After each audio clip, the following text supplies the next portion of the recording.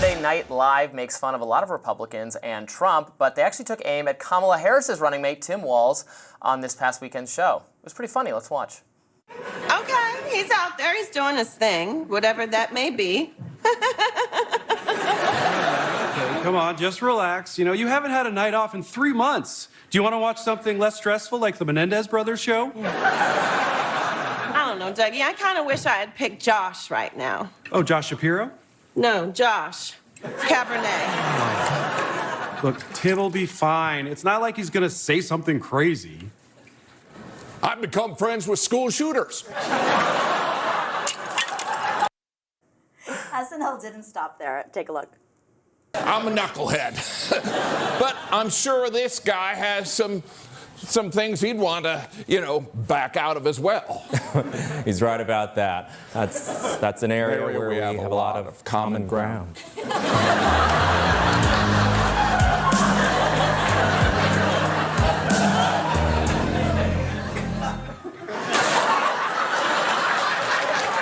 Why are they friends? Why are they vibing? I thought it was pretty funny. Maya Rudolph does a good job with Kamala, and that was Jim Gaffigan, I think. Yeah. That was a good choice for Tim Walz. And Andy Samberg playing Yes, yeah. Dougie. It was, oh God, I'm sorry, but it's true. Like, Yeah. that was exactly the vibe that I was feeling. I was like, why are you getting along? This is not the point. Yes, your people like you, and our people like you. Like, we know that. Now, just go for it. That's all you want to see when you watch a debate. That's what Americans like when they watch a debate is the fighting. And it was kind of boring, frankly. I think J.D. Vance kind of tricked Tim Walz a little bit because early on in the debate, he said something like, I actually agree with Tim on this, and then, of course, went on to the area of disagreement, and it was very disarming. Like, I don't think Governor Walz was expecting him to be so polite, and the Midwestern nice just oozed out of both of them after that. So I don't watch a lot of SNL. I don't find it all that funny, although they had a follow-up segment. It must have been in the same episode on the guy. He's a funny comedian who does the George Washington impression. Have you seen that? Yeah, Nate one where, Bargatze. where they talk about hosting, the yeah. systems of weights and measures is the reason we're declaring independence from the British. It's like a segment from a year ago. They had another one of those last night or the other night. I watched it. It was pretty funny. So I appreciate that. I also do appreciate when SNL does successfully make fun of some Democrats a little bit, because I think some of their anti-Trump comedy is very low-hanging fruit and is not particularly profound. I thought Alec Baldwin's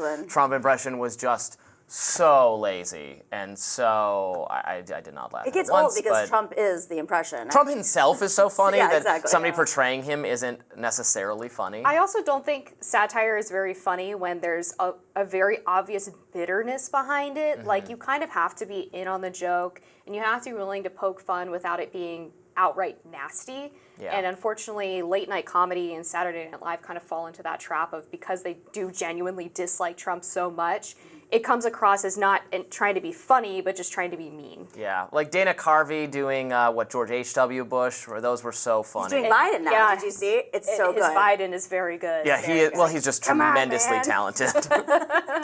My favorite still to throw back is to 2008 when McCain and Obama were running against each other. And say what you will, I mean, people still respected McCain. McCain was wandering around during the debate, bumping into the cameras, and that was because that happened in real life during the debate, and then they played it out on SNL. Larry David doing Bernie is really funny. yeah, That's just dead they're related. on. Tina Fey's Sarah Palin will live in infamy. Yes, I mean, she literally forever. was so good at being Sarah Palin that people thought Sarah Palin actually said, I can see Russia from my house. The Hillary Clinton ones have been pretty good, both Amy Poehler and then whoever did her later on. Kate McKinnon, yes, except for Kate the McKinnon little, is- was it the Imagine piano performance? That was After that she was lost. that was not funny. That was No, that was sad. that My was favorite Kate McKinnon. therapy for these people.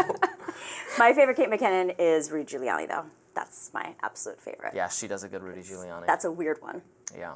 Bring back equal opportunity comedy. Yeah, yes, I don't watch a lot of SNL anymore. There's a new movie about it too. Yeah. Too far. 50 years. Unnecessary. Yeah. No, but it's the 50-year mark, and Lorne Michaels is get going to it. step down, and it seems like our favorite Tina Fey is going to take over, and I think that should be the case because she's a great writer, she's a great producer, she's obviously been on the show. I think it's going to be great moving forward. Tina Fey's going to take over? They say. They say? I don't know if it's signed in ink, but that's the rumor. I'd rather have more 30 Rock, which is like the funniest television Also show her show. ever. Right, yeah. I like Girls 5 Eva, the new one. Have you seen the show? No, what's Oh, that? if you haven't checked out Girls 5 Eva, it came out like a little bit after the pandemic started, and then it didn't get a lot of attention, and then it went out of production for a couple years and came back again. It is so funny. Go check it out. It's about this pop group that got back together like 20 years later in their 40s, like my age. So I'm 40, just to be clear. I'm not in my 40s. So they're a little bit older than me, but they were pop stars in their 20s, and now everybody's making fun of the 2000 era, the aughts, and how ridiculous everything was. It's so funny. As long as we're just randomly talking about television, are either of you watching this? I'm not watching it, but literally everyone is talking about it right now, the Love is Blind in DC thing. I'm 2 episodes in, yes. Tell us about it. Well, Don't give it away. I'm a huge Love is I Blind won't give- fan. I won't just give had a anything busy away. I had never couple heard of days. this show until No. Thursday, and No now I've spoilers. heard nothing but this about You've it. never heard of Love is Blind? I don't watch a lot of reality TV. I don't either, but this is different. This is a sociological experiment. It's like you're Margaret Mead watching people in their element. Like No one is, murdered during the psychological experiment. I don't care. Yeah, well, no spoilers, but it's kind of disappointing because you expect there to be a lot of DC douchebags, right? Like you want the consultants, and there's actually a journalist on the show, but she gets no airtime. Is it Olivia Nuzzi? That would be funny. I think it would be, the only problem with that is that you would be able to tell that it was RFK immediately on the other side. Oh my God! Because of the Spoiler alert! So that's the premise is that they can't. Oh boy, that you can't see the person. You just have to hear them. Yes, you just talk through a wall and date through a wall, and then you get engaged, and then you meet each other, and of course, inevitably, a lot of them are not attracted to each other, and it goes down in hilarious flames. But some have survived and have babies. Sometimes. Love those. Sometimes. Love those. Wow. All right. I think that does it for us today on Rising. Stick a fork in us. We're Please.